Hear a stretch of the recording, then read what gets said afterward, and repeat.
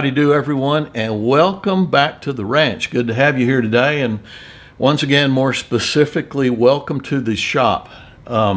This is not the video I had planned today, and the shop's a good, easy place to make a video. So, nevertheless, here we are. As you can tell by the title, which is not clickbait, my week has not gone as planned. I had a video that I thought was going to be able to be launched on Friday morning, but due to a few unforeseen circumstances, that did not play out. Again, around midweek, Wednesday night to be exact, around 9 o'clock at night, my wife and I were watching TV, and we heard Rip, our black lab, do just a terrible blood-curdling scream in the backyard. And granted, Rip is he leans a bit toward the dramatic, but nevertheless, he was really upset. And we looked up just in time to see him take off running from the backyard and run as hard as he could with his tail between his legs to the front yard. So we thought, what in the world happened to him out back? And our little Pomeranian, Marty was out there just doodling around back there. And we got up and went and turned the back porch light on, and we could see this little guy also out there in our backyard. And there's a couple of things I'd like for you to notice on this video that we took this little guy. One, he's displaying a condition called hypermetria. That is where, if you watch his front legs especially, he's overreaching them. When he tries to walk, he's reaching higher and he's reaching further out than he normally would. And also, he's got a condition called ataxia, which means just a generalized incoordination. This one is especially present in his hind legs, and to the extent that he actually falls over toward the end of one of these little videos we took of this guy. Now, generalized ataxia and hypermetria, those can both be because of a severe traumatic incident, and it sure made me wonder if Rip had grabbed this little guy and given him a good shake like dogs try to do, and damaged the little guy's spinal cord somewhere in his neck or down in his back. That will cause both of those things as well. But also, so will some severe disease processes like distemper and rabies.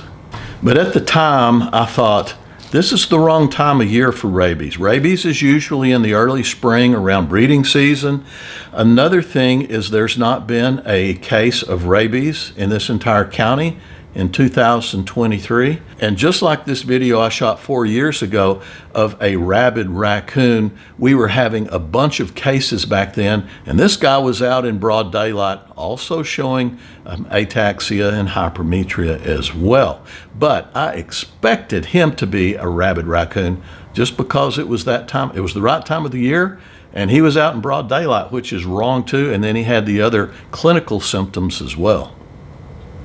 But this little guy in our backyard, I was really leaning toward the fact that I thought Rip had probably shaken him and injured his spinal cord. And then received a couple of really nice little chomps from his raccoon buddy that sent him scooting to the front yard. But then on the other hand, I decided to go ahead and be proactive. I had just a little bit of a gut feeling and thought I'd just go ahead and err on the side of being extra cautious.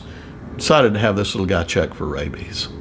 And for those of you that are a bit squeamish, the following footage may be a little bit more than what you wish to watch, so you may want to just kind of fast forward through all these scenes. And as many of you know, rabies is a viral disease that's usually spread among mammals by bite wounds, saliva transfer into mucous membranes or damaged skin type tissues, usually damaged by a bite.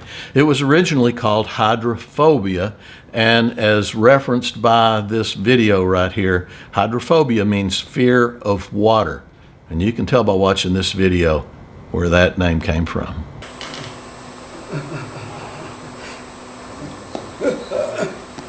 And sadly, once the clinical signs of rabies appear, rabies is almost a 100% fatal disease.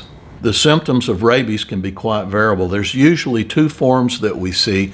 One is called a mad/furious form of rabies, And in this form, you'll see the animals display just a crazy, out of control, confused, scary, unmanageable, unpredictable state of mind. The other form is called dumb rabies, and this is where the animals, they're just dull. They're commonly hypersalivating, which gives that classic rabies virus scary look with just the saliva drooling down on their face. But along with the hypersalivation, it's common to also see the ataxia as well. Also, along with the other symptoms, it's also common to see epileptic seizures, severe epileptic seizures that are very disturbing to watch. And just like in dumb rabies, sometimes good-intentioned people make dumb decisions. Yeah, bud, go. You gotta get out of the street. So I decided to be smart and do the right thing, which is unusual. And I went ahead and killed this little guy after I got the dogs out of the way. I shot him in the chest. I shot him in the heart, killed him instantly. You do not shoot these guys in the head. To test an animal for rabies, you have to check the brain. And if you put a bullet through the brain, they can't check it.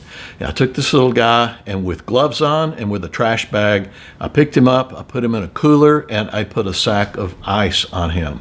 You cool them down. You do not freeze them. If you freeze them, you freeze the brain. You ruin the brain, and they cannot check them for rabies. So once that was done, that was late Wednesday night by this time, and Thursday morning I called our local animal control officer for the county and told him what was going on. So it wasn't but about an hour later that one of our local county animal control officers showed up, and I mean, she was really good, very, very smart, very, very kind, and very professional. I really enjoyed meeting her. And she said she'd seen a lot of decapitations, and basically what they have to do, they have to take the head off, and then they send it into the state. And she said she'd seen them do a lot of those, but she'd never done one herself. So she and I talked about that. I told her about, different decapitations I'd done and different ways to do it. And also we had a real nice little visit. But anyway, she took the little raccoon and she headed out. And I was just going to sit back and wait for her call to tell me that the rabies test was negative. It's interesting also on this day, this was Thursday, my wife came up to me after we just sent that little raccoon off, and she said, well, did you know that today is World Rabies Day, declared by the World Health Organization? And I said, no, how fitting. And I heard later on the news that day that this was the day that Louis Pasteur passed away. However many hundred of years ago he passed away. And they said, among other things, Louis Pasteur was the guy that invented the very first rabies vaccine. So I think all these things were little omens that were building up to say, Lee, you may have a problem. So the next day after we sent this little raccoon off to the lab, my wife and I were sitting around eating lunch. This was Friday, and my phone rang, and I put her on speakerphone because I knew who it was. It was our little control officer from the animal shelter. And she said, Dr. Carriker, I hate to inform you. And I just thought, oh, no. And she said, but that test was positive. That raccoon has rabies. So it's just like the situation instantly became surreal. I said, you're kidding me. And she goes, no, sir, I wish I was, but I'm not. As a side note, Rip had been hyper-vaccinated. In the last 8 months, he had received 2 3-year vaccines. And Marty, unfortunately, was a year behind on his 3-year rabies vaccine. So I asked the young lady, the control officer, I asked her, what do we need to do? And she said they would need to be in complete confinement. And I asked her if she could explain exactly what complete confinement means. And she said, I surely can. And basically what she said they need to be caged or put into a completely separate room. And she said they cannot be let out of the cage or room, even to eliminate. They cannot be handled. They must be fed and watered in the cage, and they cannot be touched. She said we can't have visitors come over to our house, especially with dogs or small children, she said it's best if we have no visitors whatsoever. So basically what that means for Rip and Marty is they're going to have to be in a cage and not released for several weeks. For Rip, since his vaccines were current, he will be caged for 45 days. Marty, on the other hand, since his vaccines had expired, had lapsed, he has to be caged for 90 days. So between now and the day after Christmas, my dogs are going to be in a box, and I can't clean them. I can't touch them. I have to throw food through the walls or whatever. I've got them in cages. I've got to throw the food through the wire to give it to them. I've got, waterers in there, but it's going to be a mess. So we bought a collapsible cage for Marty, and my wife constructed it last night. And for Rip, we bought this great big 5-foot by 10-foot thing, and I had another panel that I put on top of it so he couldn't get out. And I lined it with flat concrete pavers because I knew Rip, he will try to dig out of anything. So I finished most of Rip's cage by midnight last night and sadly put him in there. And that wasn't easy either. It took a piece of sausage and 3 pieces of bacon to get him in there, but we did accomplish that mission. All I've got left to do on Rip's cage is put up side panels so wild animals can't come up and say he does have rabies and he starts showing signs. He cannot infect wildlife animals that come up. So this is going to be pretty dang ugly. Once again, just looking down at the notes that I took while she was talking, we can't get into the cages. We can't touch them. We can't pet them. We can't get in there to clean up their mess. We can't feed them directly. And it's going to be a chaotic mess. It is going to be a disaster. I have a funny feeling it's just going to be one giant train wreck, but we will do it. Again, Rip's got to be in there for 45 days. Marty has to be in there for 90. It's not the end of the world. It's just a royal pain. And basically what we're doing, we're just sitting here to see how well their vaccines have worked.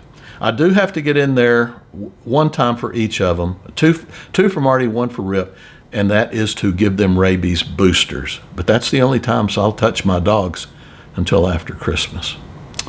So anyway, there you have it, rabies on the ranch. So, it's one of those things that we should never take lightly, but it does get put to the back burner.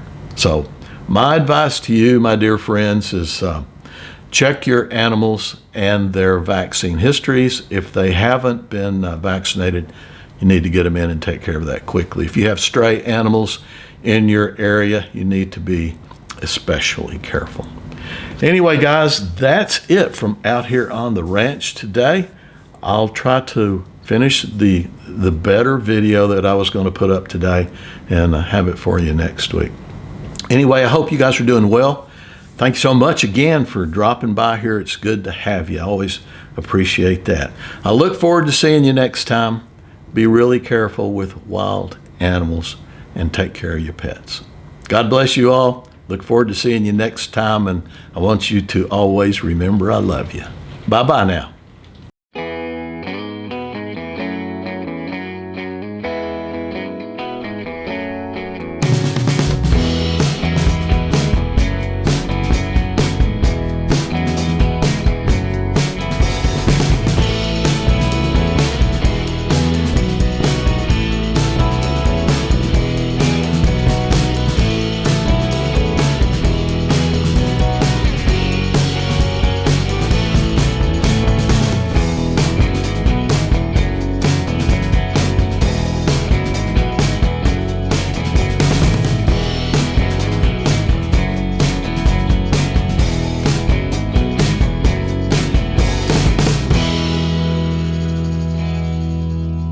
So what you doing there, Al?